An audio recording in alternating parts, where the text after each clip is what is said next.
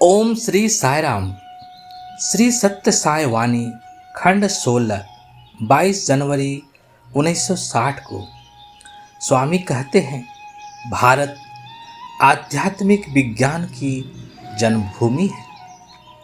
मैं तुम्हें बताना चाहता हूँ कि जब तक तुम पहले स्वयं को नहीं समझोगे तब तक तुम मुझे और मेरे रहस्य को नहीं समझ सकते। यदि तुम अपनी ही वास्तविकता को समझने में असमर्थ हो तो मेरे अवतार जैसे महान वास्तविकता को कैसे समझ पाओगे। मेरे अर्थ को समझने के लिए तुम्हें अपने मन में बसे संदेहों को, धारणाओं को चूर चूर करना होगा और प्रेम का विकास करना होगा, क्योंकि प्रेम के साकार स्वरूप को केवल प्रेम के द्वारा ही जाना जा सकता है। जिन चमत्कारों और अद्भुत घटनाओं को विज्ञान की श्रेणियों में नहीं बांधा जा सकता, वे मेरे लिए अत्यंत स्वाभाविक है। जब तुम उन्हें चमत्कार कहते हो तो मुझे हंसी आती है। प्रभु ने पहले ही घोषणा की थी कि वे धर्म की स्थापना के लिए अवतार लेंगे और मानव रूप धारण करेंगे, ताकि सभी लोग उनके समीप आ सके, उनके सान्निध्य और संवाद के आनंद का अनुभव कर सके। और प्रभु जैसा घोषित किया गया था वैसे ही आ चुके हैं। जो लोग मन, बुद्धि और अहंकार के आकर्षणों में बंधे रहते हैं, उनके लिए इन तीनों से परे की बातें अगम्य होती है।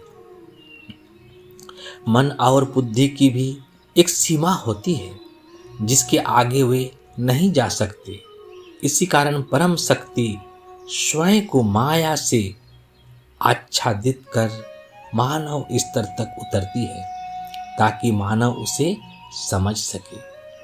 यह भारतवर्ष आध्यात्मिक विज्ञान की जन्मभूमि है। यहाँ हर मनुष्य, स्त्री और बालक उस विज्ञान का विद्यार्थी है। यहाँ प्रत्येक व्यक्ति उस परम विषय के अध्ययन का अधिकारी है। यह प्राचीन धरोहर केवल कुछ संस्थानों के विद्यार्थियों तक सीमित न रहकर देश के हर बालक बालिकाओं तक पहुँचनी चाहिए। इस आध्यात्मिक विज्ञान में इतिहास के विभिन्न कालों में किसी न किसी पद्धति द्वारा पर विशेष बल दिया गया। कभी मंत्र, कभी यंत्र, फिर योग, और बाद में बौद्ध धर्म के उदय और भारत तथा उसके पड़ोसी देशों में प्रसार के पश्चात तंत्र का महत्व बढ़ा। शंकराचार्य ने तंत्र को प्रोत्साहन दिया। महाकवि कालिदास ने भी इसे महत्वपूर्ण माना। शिवाजी के संरक्षण से तांत्रिक विद्वानों को प्रोत्साहन मिला और कई शताब्दियों तक इसने देश के आध्यात्मिक जीवन पर प्रभाव डाला। ओम श्री साई राम। जय जय साई राम।